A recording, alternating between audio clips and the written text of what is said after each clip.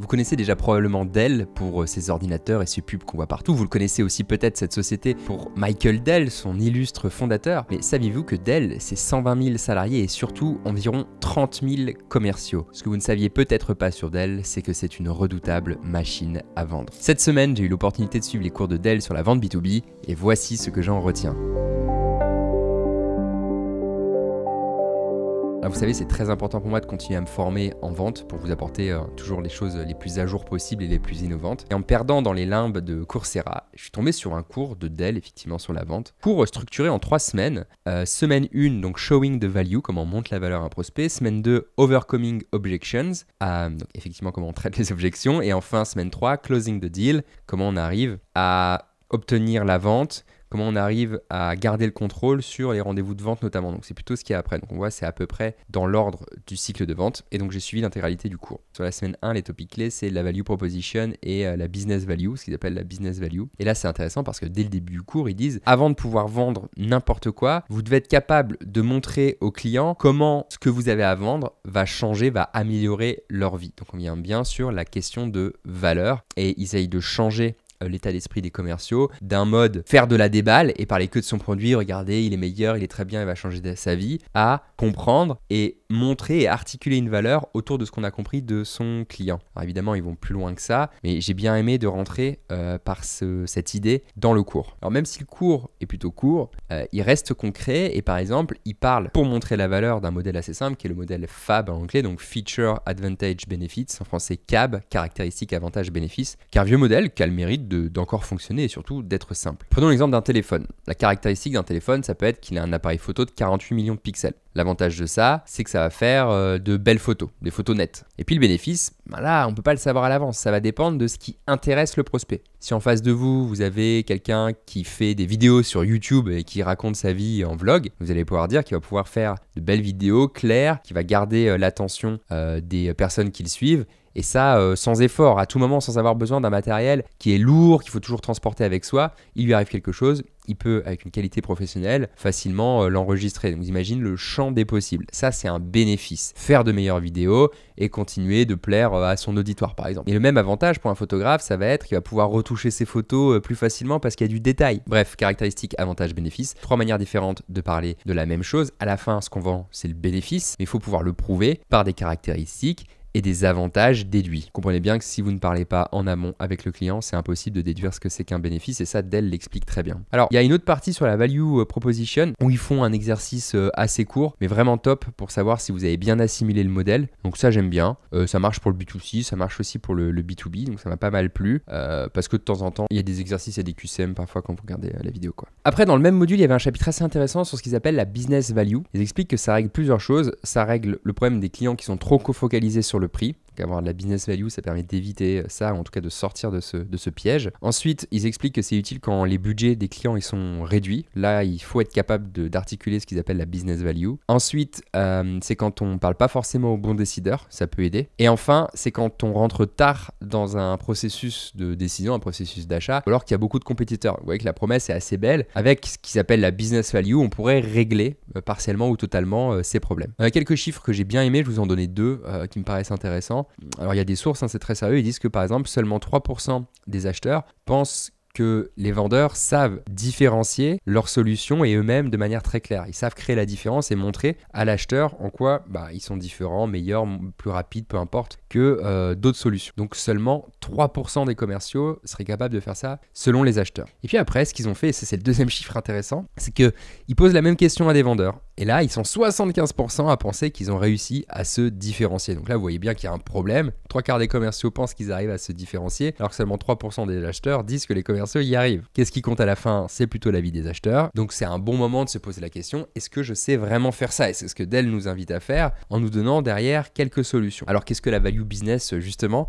Ils parlent en fait de 6 choses. Ils disent, il faut que ce que vous faites, ça soit capable soit d'améliorer l'efficacité du business de votre client, soit réduire ses coûts, soit améliorer la satisfaction de leurs clients à eux, soit améliorer leur vente évidemment, soit améliorer le retour sur investissement des shareholders, et enfin, soit améliorer le cash flow. Pour moi, il y a plus d'exemples que ça, mais c'est hyper important de mettre une chose concrète sur qu'est-ce que la business value. Est-ce que je suis capable d'articuler, de raconter ma business value pour le prospect, de manière à ce que ce soit clair et qu'il ait envie de nous acheter finalement. Parce qu'en B2B, ça va beaucoup se jouer à ça. Alors tout ça, évidemment, c'est très pragmatique, c'est très calculé, mais à un moment donné, ils font une pause donc dans le cours et ils expliquent la chose suivante. Ils disent, j'ai noté la quote, "When selling business value, we need to consider both the business and personal impacts that the solution will bring to the customer. Both the business and personal impacts." Donc, ils viennent introduire la notion de comment ça va changer la vie de la personne qui va prendre la décision et potentiellement des utilisateurs d'un point de vue personnel sur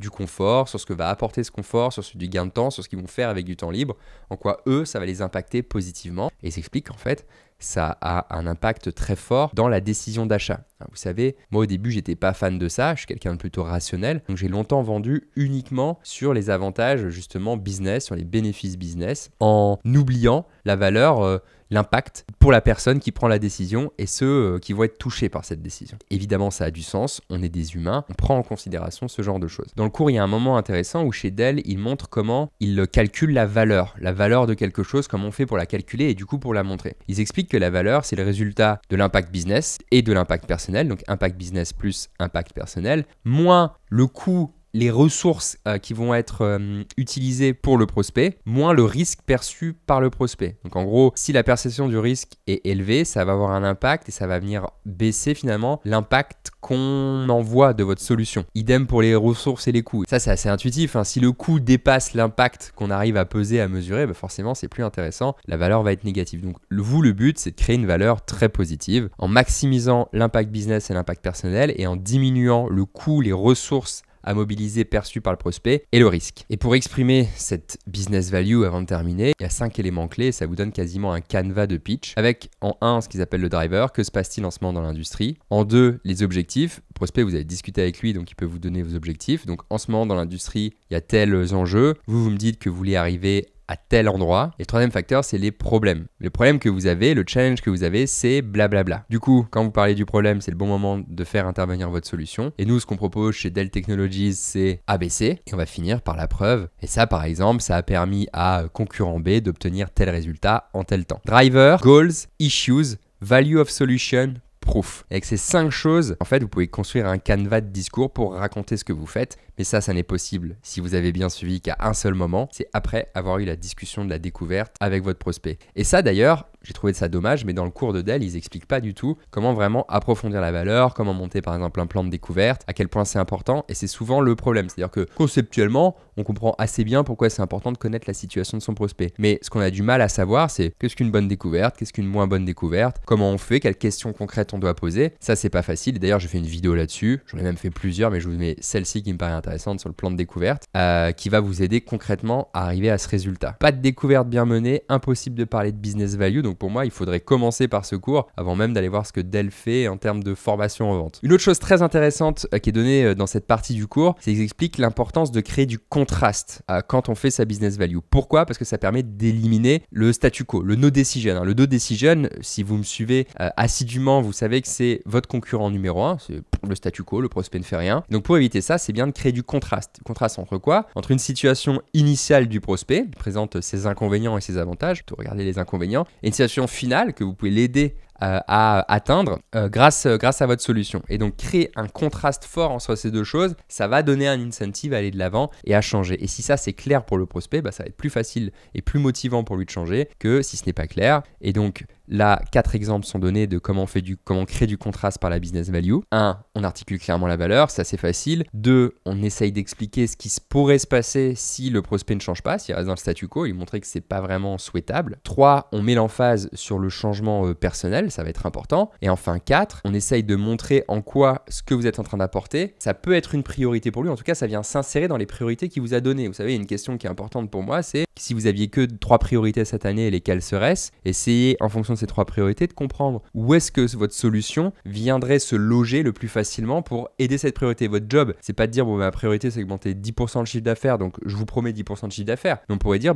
nous notre solution elle peut peut-être contribuer à hauteur de 2 points de pourcentage dans cette direction. Et donc vous inscrivez dans une roadmap qui est déjà définie par votre prospect, et ça c'est hyper important, ça va vraiment vous aider à vendre. Dans cette preuve de contraste, dans cette articulation de la business value, il faut tenir compte aussi des préférences de rétention d'informations des prospects. Et donc ils expliquent, il y a des gens qui retiennent par la voix, le verbal, il y a des gens ça va être du visuel, avoir des schémas, et d'autres personnes ça va être à l'écrit. Et donc pensez dans vos supports à réussir à finalement servir ces 3 types de rétention d'informations pour vos prospects, parce que tout le monde ne va pas l'assimiler de la même manière, et vous devez être capable de le faire pour chacun, pour chaque type de personnes. Et donc il montre un exemple très concret que je vous mets à l'écran qui me paraît pas mal, avec en fait à gauche la partie situation actuelle. D'ailleurs ils auraient pu l'écrire pour moi, hein, ça c'est quelque chose qu'ils auraient pu améliorer. Donc une colonne situation actuelle avec insight, silos et limited scale, et à droite la situation future où ils viennent chiffrer les améliorations, et au milieu évidemment la solution. Moi je trouve ça vraiment intéressant parce que il y a de l'écrit, il y a du schéma, et probablement un commercial à un moment donné qui détaille ça à l'oral.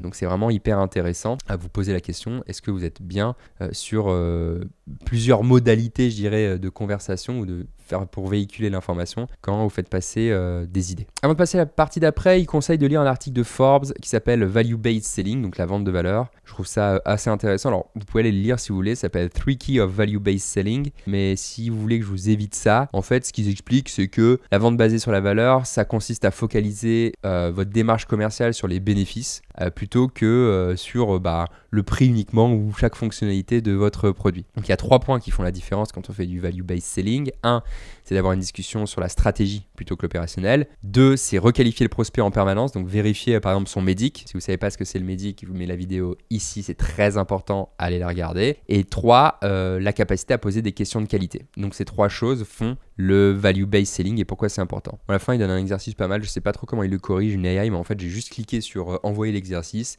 et 1 minute après, j'ai une réponse avec une note. Donc est-ce que c'est de l'IA qu'il y a derrière ou autre? Je serais intéressé de le savoir. En tout cas, j'ai pas vraiment attendu pour avoir ma correction. Alors pour info, c'était assez drôle parce que je me suis amusé à donner le contenu du cours à une IA et à demander de répondre à l'exercice. Et effectivement, l'IA a eu le score maximal. Donc assez drôle comme test à faire. Bon, allez, si vous voulez vraiment, je vous donne ce que c'est l'exercice. Ils disent, bon t'as un outil basé sur l'IA qui peut aider tes clients à augmenter de 30% l'efficacité de leurs collaborateurs.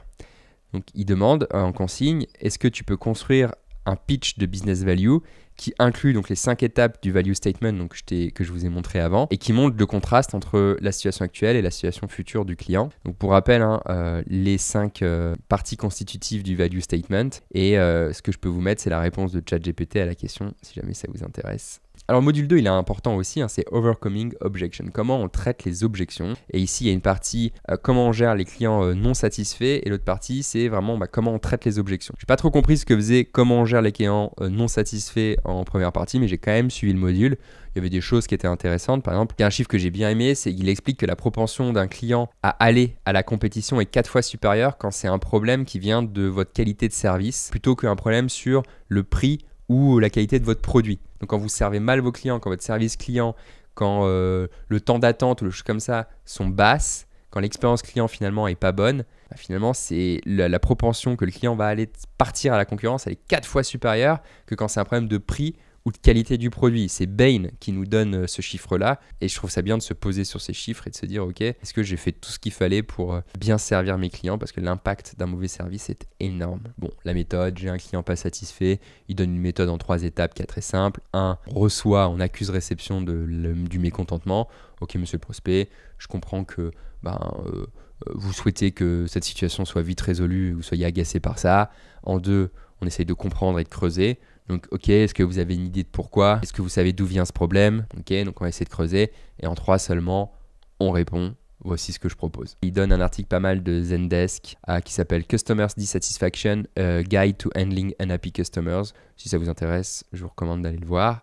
Mais dedans, j'ai trouvé un beaucoup plus intéressant où il donne des alternatives positives de phrases qu'on a tendance à donner quand les clients ne sont pas satisfaits, qui ne sont pas négatives. Au lieu de dire par exemple je ne sais pas, on pourrait dire très bonne question, je vais me renseigner. Au lieu de dire à un prospect calmez-vous, on va lui dire je comprends ce que vous ressentez. Voilà. Des petits tips, mais ce que j'ai bien aimé, c'était que c'était très concret et c'est des erreurs qu'on voit couramment. Donc peut-être pour vous, ou pour votre service client, ça peut être intéressant de faire passer ça. Donc, je vous mets les articles dans la description. Ok, donc chapitre intéressant, mais souvent, c'est pas le cœur de métier des commerciaux, alors que celui qui arrive là, il nous intéresse beaucoup plus, puisque c'est comment traiter les objections, les vraies objections. Alors, vous savez, hein, moi, les objections, j'aime bien plutôt appeler ça des questions, parce que l'association émotionnelle sur le mot objection, bah, elle est pas bonne et elle amène à des comportements qui sont pas forcément souhaitables. Donc, bon, je vais dire objection parce que c'est comme ça qu'ils en parlent chez Dell, mais retenez bien question. On en discutera tout à l'heure. Et donc, d'ailleurs, c'est drôle parce que dès le début de ce chapitre sur les objections, il rappelle quelque chose qui me paraît important, c'est que une objection, en fait, c'est plutôt positif parce que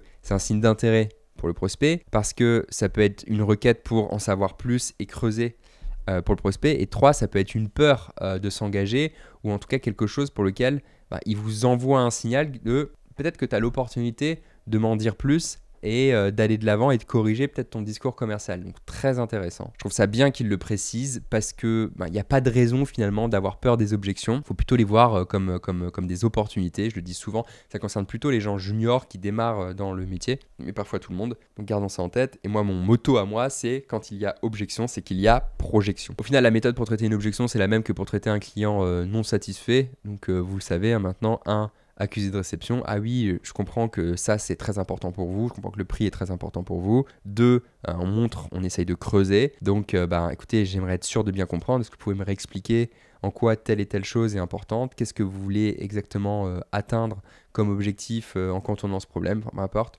On veut creuser, on veut que la personne elle détaille cette objection. L'avantage de faire ça, je trouve, c'est que ça donne aussi un temps de recul sur la question. Même si on n'aime pas trop l'objection, si le réflexe c'est d'abord de creuser plutôt que de répondre, pendant que la personne vous répond, vous avez le temps de souffler et de réévaluer la situation. Donc vous gagnez du temps, moi je trouve ça très vertueux.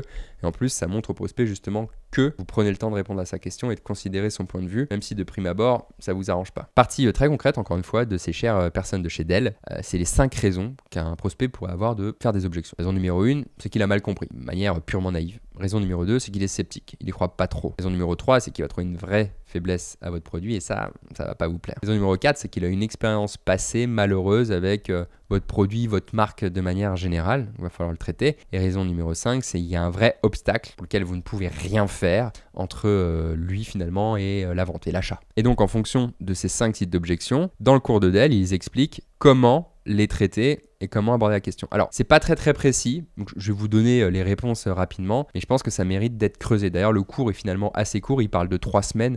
Moi, personnellement, je l'ai fait en même pas une demi-journée, ça a dû me prendre 2 heures à tout casser. Et ce qui va manquer, même s'il couvre plein de sujets très intéressants, c'est le détail finalement qui permet d'appliquer.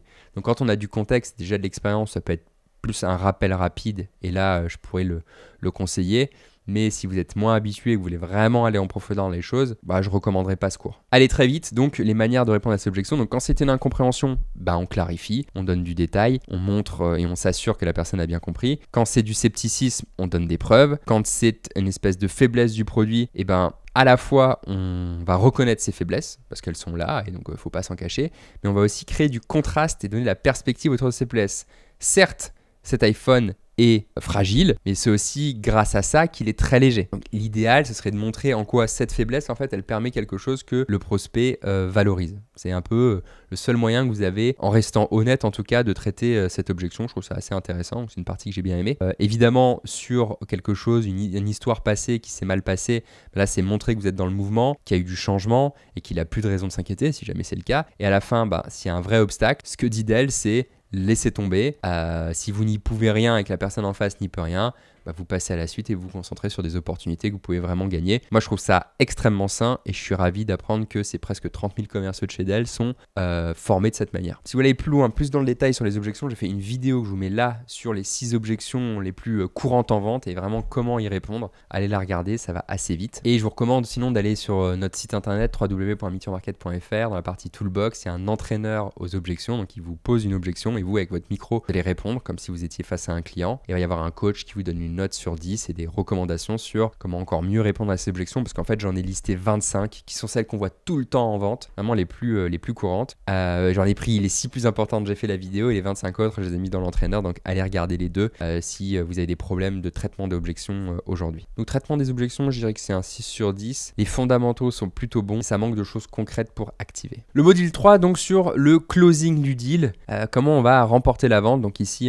des sous-chapitres sur comment on garde le contrôle control de son appel de vente et comment on obtient un commitment de la part de son prospect. Évidemment, c'est le module que vous attendez tous. Alors, il démarre en parlant de la préparation, donc c'est très important. Ils mettent voilà, une liste de choses à faire pendant les calls, c'est pas mal. Premier conseil pour une bonne préparation, donc se fixer un objectif et savoir exactement pourquoi on appelle, avec quoi on veut sortir du call. 2, c'est faire ses recherches sur son client, merci d'elle. 3, identifier le decision maker. Alors ça, c'est un truc auquel on pense pas toujours et moi je trouve ça très bien. D'ailleurs, sur LinkedIn, c'est assez facile à faire. Quand vous allez sur le profil de la personne à qui vous parlez, sur le côté, il y a un bandeau latéral qui marque ces personnes pourraient connaître. Et en fait, c'est assez bluffant. Il y a de grandes chances que vous trouviez son N+1 en fait dans cette liste sur le côté. Et d'ailleurs, vous pouvez peut-être noter 2-3 hypothèses et lui demander à lui de valider pendant le rendez-vous, mais faites vos recherches sur qui est le decision maker en amont. C'est peut-être votre prospect, mais c'est peut-être pas lui. Donc il faut vérifier. Bon, comprendre effectivement le job de votre interlocuteur. Essayez de récupérer un historique dans le CRM de la relation avec cette personne ou sa marque. Si jamais c'est un grand groupe et que vous avez déjà un historique, essayez de voir s'il n'y a pas des tickets de support ou s'il n'y a pas eu des problèmes au préalable et comprendre de quoi il s'agissait, si ça a été réglé. L'autre qui me paraît très bien, c'est de préparer toutes vos questions en avance et d'essayer de commencer à faire un plan du rendez-vous idéal. Ça, c'est la préparation. Ils sont plutôt concrets. Le problème, c'est qu'il n'y a pas d'exemple, il n'y a pas de méthode. C'est dommage. Mais je trouve que si déjà les commerciaux faisaient ce qui a marqué ici, sachant que je rappelle que ce cours de Dell, c'est un cours complètement gratuit, ce serait vachement bien. Donc pour moi, ça dépasse, on va dire, les 80% de ce que moi je vois sur le terrain, donc c'est intéressant qu'il le rappelle. Dans cette partie du cours, la personne, elle souligne quelque chose d'important, elle dit, le plus important, c'est pas votre argumentation ou ce que vous allez dire de votre produit, le plus important, c'est les insights, les idées, les nouvelles informations que vous allez apporter à votre prospect. Vous devez être capable de lui apprendre de nouvelles choses ou de la challenger leur mode de pensée, parce que c'est ça qui va vous donner finalement la crédibilité et l'assise pour avoir envie de travailler avec vous, beaucoup plus que votre argumentaire pseudo-parfait. J'aime beaucoup cette idée, j'aime beaucoup cette philosophie.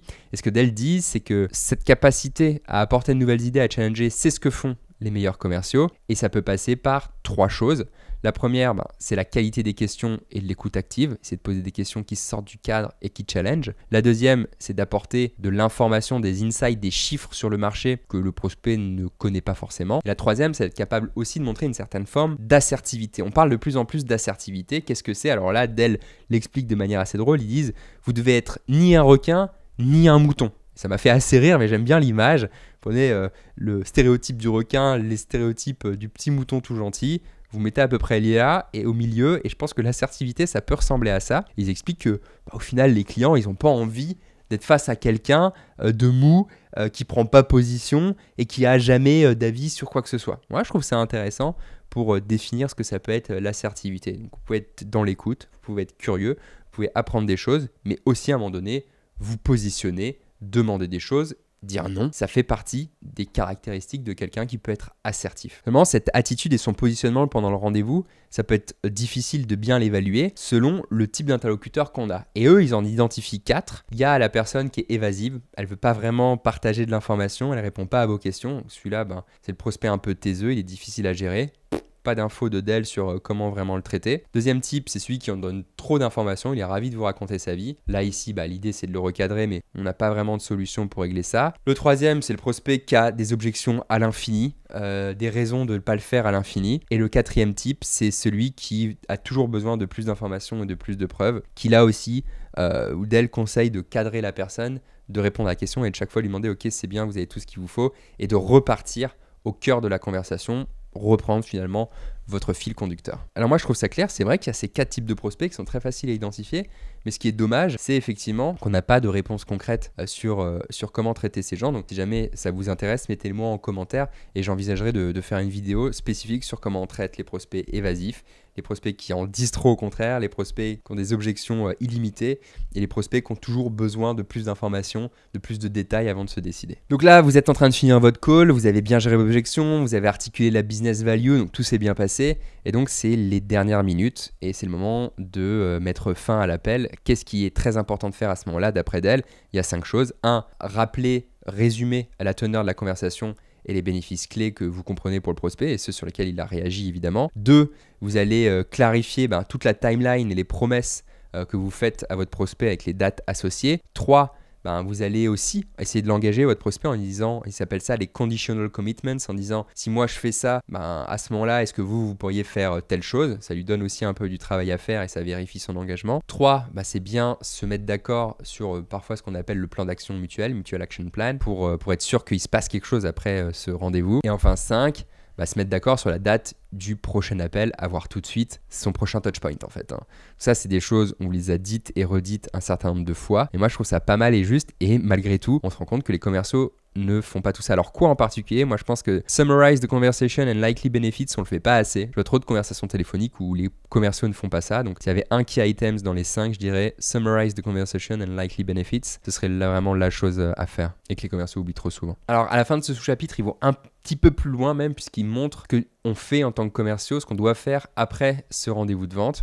Et ils le mettent en 3 sections, l'introduction, le résumé du meeting et les next steps, donc c'est assez simple. Moi je trouve ça pas mal. Je vous le mets à l'écran parce que vraiment si vous le suivez, vous aurez un bon email d'après rendez-vous. Une bonne nouvelle évidemment, c'est que j'ai un assistant GPT qui vous permet de le faire automatiquement. Donc dès lors que vous avez un outil de retranscription de rendez-vous, je vous rappelle qu'il y en a un dans la description, vous pouvez utiliser l'assistant GPT qui s'appelle Quentin Assistant Commercial Personnel et qui a une commande qui s'appelle /email recap qui va vous faire l'email à envoyer directement à votre prospect avec une très bonne qualité et en très très peu de temps. Donc n'hésitez pas à l'utiliser ou au moins à le tester, ça fait gagner beaucoup de temps et c'est gratuit. Alors le chapitre d'après est tout aussi intéressant puisque c'est comment on engage le client, comment on met de la tension, comment on crée l'urgence, enfin tous ces sujets qu'on a tous envie de connaître quand le premier rendez-vous, les premières rencontres sont terminées parce qu'on a absolument peur de se faire ghoster et que le client disparaisse dans la nature. Donc la première chose que j'adore ici, c'est qu'ils remettent en question vraiment la définition du closing en se disant mais est-ce qu'il y a un closing ou est-ce qu'il y a plusieurs closings? Et j'en reviens quand j'écoute ça à la pyramide des engagements logiques. J'ai fait une vidéo là-dessus que je vous mets juste là où j'explique qu'en fait pour moi il n'y a pas de grand closing, il n'y a pas un grand yes à obtenir, c'est une somme de petits yes. Et donc apparemment chez Dell, c'est comme ça aussi qu'ils forment leurs commerciaux. Et donc ils montrent un buying process, un processus d'achat, les différentes grandes étapes et les 8 stratégies qu'ils développent pour augmenter leurs chances d'obtenir l'engagement de leurs clients. Donc j'ai beaucoup aimé la manière dont le processus d'achat est décrit chez Dell, en commençant par quelle stratégie le prospect a envie d'avoir, ses initiatives, ensuite quels sont ses besoins, les requirements, donc là c'est un peu comme s'il faisait son cahier des charges, ensuite il regarde les différentes options, donc c'est là où il va sur Google et qui cherche des réponses à ces questions, même dans l'étape 2, d'avant c'est déjà le cas en fait. Ensuite il va sélectionner les différentes solutions, il rencontre les prestataires, il évalue les risques autour de ces solutions et ensuite il va traiter tous ces points finalement de questionnement avec les commerciaux, avec eux en interne et ils vont décider avec qui ils bossent et ils vont faire le contrat et à la fin évidemment ils implémentent et ils évaluent le succès. Donc moi, je trouve ça assez juste par rapport à ce qui se passe vraiment dans un processus d'achat. Parfois, c'est inconscient chez le prospect, mais ces étapes, elles existent à chaque fois. Et donc, je trouve ça génial en tant que commercial de garder ça en tête. Donc, gardez bien ce processus d'achat type client en tête pour vous demander à chaque fois que vous faites un rendez-vous, mais finalement, la personne qui est en face de moi, à quel stade elle en est? Est-ce qu'elle a bien couvert de manière consciente ou pas les étapes d'avant, parce que si c'est pas le cas, vous allez avoir plein d'insights et plein de choses à leur apporter, vous serez remercié, vous serez valorisé pour ça, votre expertise va se voir grâce à ça, et donc ça a beaucoup de valeur. Par exemple, si la partie needs and requirements n'était pas claire pour votre prospect parce qu'il découvre vraiment toutes les solutions, vous allez pouvoir l'éduquer sur comment ça marche, si vous faites par exemple de la gestion de projet, un logiciel de gestion de projet, les capacités clés qu'un logiciel doit avoir, les écueils habituels quand on implémente ça dans son équipe, vous avez une capacité à faire monter en compétence la personne qui est en face de vous, qui est très forte, et ça vous être d'une grande utilité dans le processus d'achat. Donc, on garde en tête ce Customer Buying Process. Alors, on retourne dans le concret avec les 8 stratégies de Dell. Alors, c'est concret et en même temps, on n'a pas d'exemple, donc ça pourrait être mieux. Mais on va y aller. Donc, les 8 stratégies, c'est pour avoir de l'engagement. Donc, jointly develop the solution, c'est simplement de dire, ok, la vision de la solution, même si vous ne pouvez pas forcément changer votre produit et comment on va s'en servir, c'est quelque chose que vous devez faire de concert avec votre prospect. Donc, vous allez peut-être poser une première bout de vision, mais tout de suite, il faut montrer à votre prospect qu'il peut s'en emparer, la changer, la modifier, et vous allez être ouvert à ça. Il y a un truc que j'adore penser, c'est when they change it, they own it. Ils s'approprient ce qu'ils changent dans le process. Donc, quand un prospect vous dit non, on fait pas comme ça, on fait plutôt comme ça, comme ça, comme ça, comme ça, accueillez le changement du prospect parce que ça veut dire qu'il est en train de s'approprier la solution, ce que vous vouliez lui faire faire finalement. Et donc ça, c'est une très bonne chose. C'est de la co-construction. On accueille toujours plus facilement les solutions qui viennent de nous. Gardez ça en tête, ça va vous sauver et ça va obtenir de l'engagement. Deuxième chose, check for changes. Bien, toujours dans un processus de vente, vérifiez que les conditions initiales qui sont amenées à votre connaissance, elles ne changent pas de rendez-vous en rendez-vous. Donc vérifiez finalement les fondamentaux de votre deal à chaque rendez-vous. Vous ne devez pas passer à côté d'un changement. Troisième chose, measures of success. Alors ça, c'est le M de Medic et rien de plus, c'est-à-dire que Dell explique à ses commerciaux qu'il faut toujours savoir comment le prospect va mesurer le succès du projet, de votre solution, À l'aune de quel KPI finalement il va faire ça. Monsieur le prospect, une fois que vous aurez implémenté notre outil, quel est l'indicateur que vous espérez voir augmenter, par exemple. C'est ça la measure of success. Et c'est ça qu'il faut toujours suivre, traquer avant de faire la moindre proposition commerciale, être bien sûr de ce qu'il souhaite impacter avec une solution comme la vôtre. Quatrième partie, ensure all stakeholders are aligned. Évidemment, il faut que côté prospect, tout le monde soit d'accord avec ce qu'on a envie que le projet soit et même si on a envie qu'il y ait un projet. Parce qu'il y a parfois des gens qui vont venir vous voir, mais très en avance de phase, leur équipe n'est pas au courant, ils ne sont pas alignés. Ça ne veut pas dire qu'il faut arrêter le deal, mais il faut le savoir parce que vous savez que c'est un risque pour vous et votre vente. Cinquième partie, Dell Technologies Team is aligned. Donc là, c'est juste l'inverse. Est-ce qu'en interne, nous, on est tous prêts? Est-ce que la partie avant-vente est d'accord avec la partie vente? Est-ce qu'on va être capable de livrer ce qu'on a promis? Est-ce que toutes les ressources sont prêtes à livrer potentiellement ce projet? Donc, Dell Technologies, vous le changez par le nom de votre boîte, mais grosso modo, vous avez l'idée. Sixième partie, Focus on Value Delivery. Évidemment, ici, vous voulez montrer quelle est la valeur que vous pouvez apporter. Vous voulez aussi pouvoir le faire. Donc, soyez bien sûr de sortir du produit et de plutôt réfléchir à l'impact du produit, que ce soit dans votre discours ou dans l'évaluation de la faisabilité du projet. Septième partie,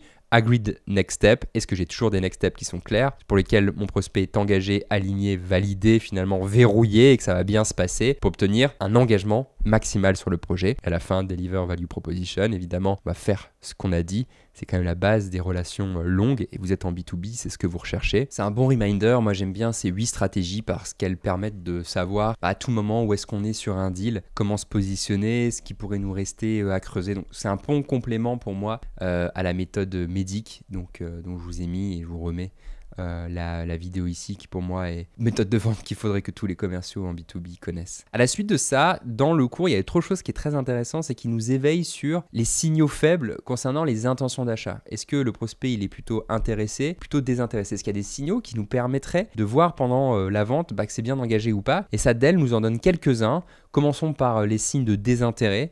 Un prospect qui nous dirait c'est pas le bon moment pour nous franchement. Ou un autre qui arrêterait pas de parler des compétiteurs, des concurrents. Ah ouais, nous on a vu lui, il fait ça et ça, puis on a regardé lui, puis il y revient à chaque fois, etc. Bon, pas super bon signe pour vous. Et puis en troisième point, c'est juste quelqu'un qui vous dit je suis pas intéressé. Voilà, il n'y a pas besoin d'être devin pour comprendre que quelqu'un qui dit je suis pas intéressé, c'est pas bon signe pour vous. Ça veut pas dire que c'est mort évidemment, mais ça veut dire que c'est pas très bien engagé. Ces signaux, ils sont logiques, vous les comprenez, vous savez les appréhender, mais le problème c'est que si vous les revoyez pas suffisamment, ça peut vous arriver pendant un rendez-vous de vente et puis vous les ignorez sans faire exprès. En tout cas inconsciemment, vous allez décider de pas en tenir compte et donc ça peut être un problème. Concernant les signaux d'intérêt cette fois-ci, quand les prospects par exemple se projettent et vont utiliser un vocabulaire un peu comme s'ils étaient déjà propriétaires de la solution. Oui, il faudra qu'on pense à ça, oui, puis il faudra dire à Jacques qui prépare telle et telle chose. Ils sont déjà dans le futur, ils ont déjà quasiment acheté la solution. Ça, c'est très bon signe, on adore et généralement, vous savez le détecter. Quand ils vont aussi dans les détails post-implémentation, dans les détails très précis post-implémentation, ça peut être intéressant de se poser la question si finalement, c'est pas une preuve d'intérêt pour votre solution et si le processus d'achat n'est pas hyper bien enclenché déjà pour vous. Et à la fin, quand ils vont vous parler du coût de la solution, qu'ils vont aller dans les détails, quand c'est eux qui amènent le sujet du coût sur la table, ça peut être un bon point, un signe de projection. Souvenez-vous toujours, quand il y a objection, c'est qu'il y a projection. Donc le coût qui est souvent vu comme une objection, ça peut être juste, non, j'ai envie de savoir, j'ai envie d'avoir cet outil, j'ai envie de savoir combien ça va me coûter si je décide de l'avoir. Donc super, point positif. Signaux d'intérêt, signaux désintérêt, apprenez à les capter. Pour moi, il y en a beaucoup plus que ces 3 pour les intérêts et 3 pour les désintérêts. Apprenez à les repérer parce que il faut que ça devienne une seconde nature et que ça vous demande zéro effort de sentir finalement ce positionnement du prospect. Ça reste que des indices. La meilleure chose à faire, c'est de discuter et de poser des questions, mais c'est bon pour vous de savoir les repérer. Suite à ça, il y a une chose intéressante qui se passe. Alors, je vous passe les choses en accéléré, moi je vais vous montrer que les choses importantes. C'est il montre 5 manières de closer un client. Oui, parce que quand on a couvert tous les sujets et que le moment de demander la vente arrive, souvent on a un peu peur, on ne sait pas comment s'y prendre parce qu'on ne veut pas être lourd, on veut faire ça correctement, pas être stéréotypé dans notre approche. Et donc finalement, Dell ici nous donne quelques manières, 5. Donc le direct close, le trial close, le conditional close, le decision clause et le alternatives clause. Donc direct clause, c'est très simple, c'est est-ce que vous voulez acheter en gros. Donc c'est quand on est à peu près sûr de notre coût et qu'on va aller de l'avant. L'avantage c'est que ça va compresser le cycle de vente et puis on gagne du temps. L'inconvénient c'est que si la personne n'est pas d'accord, ça peut jeter un froid et après, charge à vous de récupérer ça. Trial close, donc l'idée c'est de projeter le prospect dans la valeur et c'est de dire finalement, ok, d'après ce qu'on a vu aujourd'hui ou d'après ce qu'on a vu depuis qu'on se parle, c'est quoi les choses les plus importantes, vous pensez que ça pourrait vous aider. Et là, vous observez la réaction du prospect.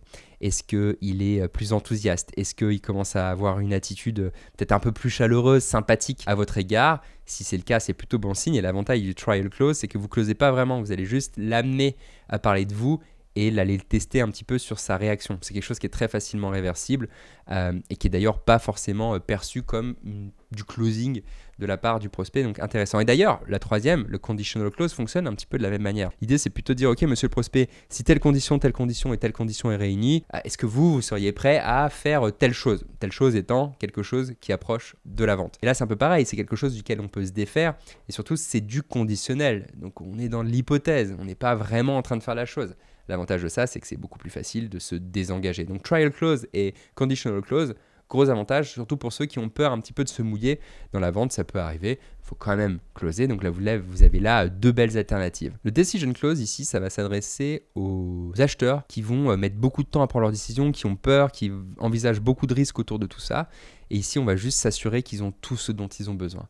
Donc, est-ce que vous avez bien toutes les informations et mes réponses ont été suffisamment claires aujourd'hui? Par exemple, on va lui dire, est-ce que le timing que je vous propose, ça vous convient? Est-ce que c'est bon pour vous? On va bien valider ça. On va pouvoir aussi lui dire, et celle-là je l'aime beaucoup, ok monsieur le prospect, est-ce que d'après ce qu'on a vu aujourd'hui, il y a des choses qui peuvent faire, qu'on ne fera pas à faire, qu'on ne ferait pas à faire ensemble? Ça c'est assez clair, on ne va pas demander est-ce que vous pouvez acheter, on va demander est-ce que vous avez des raisons de ne pas acheter finalement. Pareil, moi c'est indirect, ça me plaît bien et ça permet au prospect de se rendre compte souvent que non en fait il n'y a rien. Donc il vous dit qu'il va acheter sans trop vous le dire, peut-être qu'il va changer d'avis, mais en tout cas on est en train de le mettre dans une posture et dans une logique d'achat un peu plus forte que celle dans laquelle il n'a été avant.